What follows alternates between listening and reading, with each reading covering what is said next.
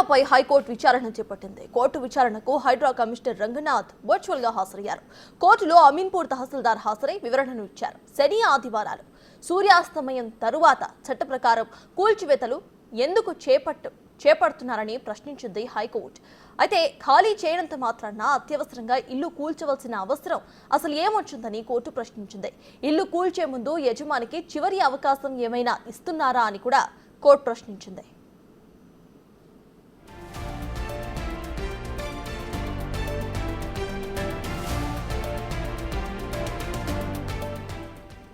Court అడిగిన ప్రశ్నలకే సమాధానం ఇవ్వాలని రంగనాథ్కు సూచించింది హైకోర్టు.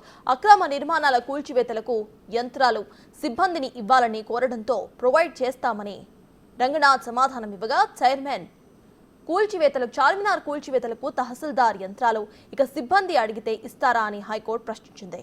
హైడ్రా ఇదే విధంగా ముందుకు వెళితే స్టే ఇవ్వాల్సిన పరిస్థితి వస్తుందని హెచ్చరికలు జారీ చేసింది high court. Ameenpur mandal Patelguda survey number 6లో అన్నీ కూడా గ్రామ పంచాయతీ నుంచి పర్మిషన్లు తీసుకున్నాం. మున్సిపాలిటీ కూడా హౌస్ నెంబర్ ఇవ్వడం జరిగింది. 2022లోనే అన్ని కన్స్ట్రక్షన్ అయినాయి. మొత్తం 32 ఇండ్లకు గాను 26 ఇండ్లను కూల్చివేయడం జరిగింది. ఇంకో 6 ఇండ్లకు కూడా ఈరోజు స్టేటస్ కో మెయింటైన్ చేయమని చెప్పింది.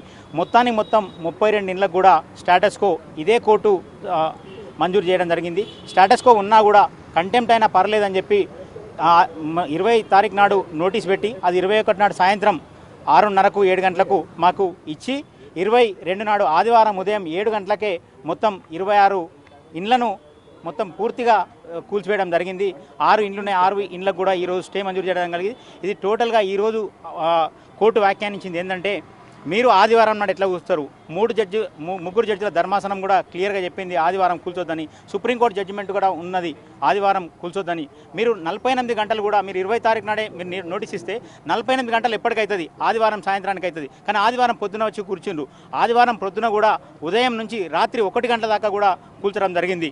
ఇది ఎక్కడ ఉంటుంది? మీరు టోటల్గా అమీన్పూర్ ఎంఆర్ఓ పూర్తిగా మొత్తం ఇల్లీగల్ పని చేసింది. ఇలాంటి పని చేస్తే ఖచ్చితంగా చెంచల్గూడ కన్నా చెర్లపల్లి పంపాల్సిందే. అంటే ఇటువంటి మళ్ళీ పునరావృతం అయితే చెప్పడం కూడా జరిగింది. గౌరవ న్యాయమూర్తి గారు చెప్పడం కూడా జరిగింది. అట్లే హైడ్రా కమిషనర్ ఏదైతే ఉన్నాడో హైడ్రా కమిషనర్ తప్పించుకునే పరిస్థితిలో ఉన్నాడు. ఈరోజు మొత్తము వాళ్ళు ఎవరైతే ఎంఆర్ఓ ఇచ్చిన సబ్మిషన్ ప్రకారం మేము ప్రొవైడ్ చేసాం తప్ప మాకేం తెలియదని తప్పించుకుంటున్నాడు.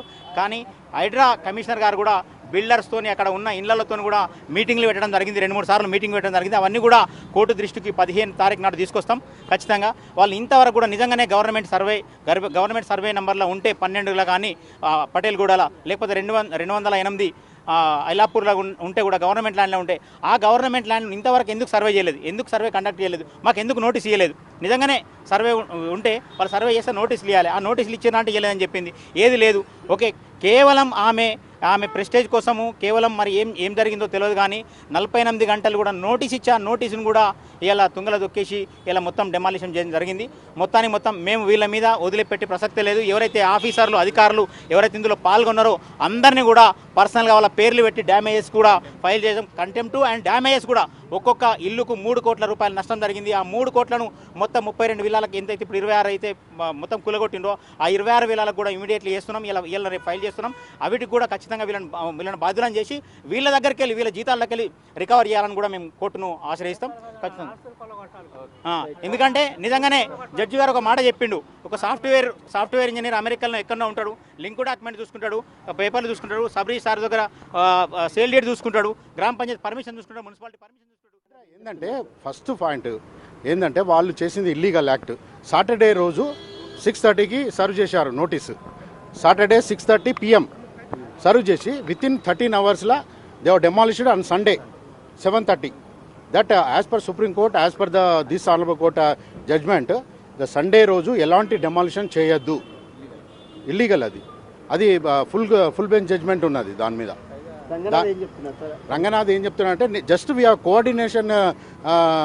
కోఆర్డినేటెడ్ ద తహసీల్దార్, కానీ వీఆర్ నాట్ లెడ్ అని చెప్తే నేను informed the judge also that saying that he has headed by this entire team. HYDRAA has headed, they have demolition అని చెప్పేశాం. అది ఆయన ఏంటంటే తప్పించుకునడానికి అలాగా మాట్లాడాడు తప్ప ఆయనే he has headed there is an order from this honorable court to saying that due process of law they have to follow. That they are not done. అధికారుల మధ్య సమన్వయ లోపం గురించి మాట్లాడింది. Compensation damage, already there is a, we are initiating the damages also. Last time when we argued the matter, even the court has suggested to file the damages also. We will file the damages also. First we are questioning the order passed by the Tahsildar as well as the illegal demolition. Now status quo order has been granted. Survey అనేది ఎక్కడ కూడా చేయలేదు. 164 మనకు government land అని వాళ్ళు చెప్తున్నారు. కానీ ఎట్లీ MRO గారు ఈరోజు ఒప్పుకున్నారు.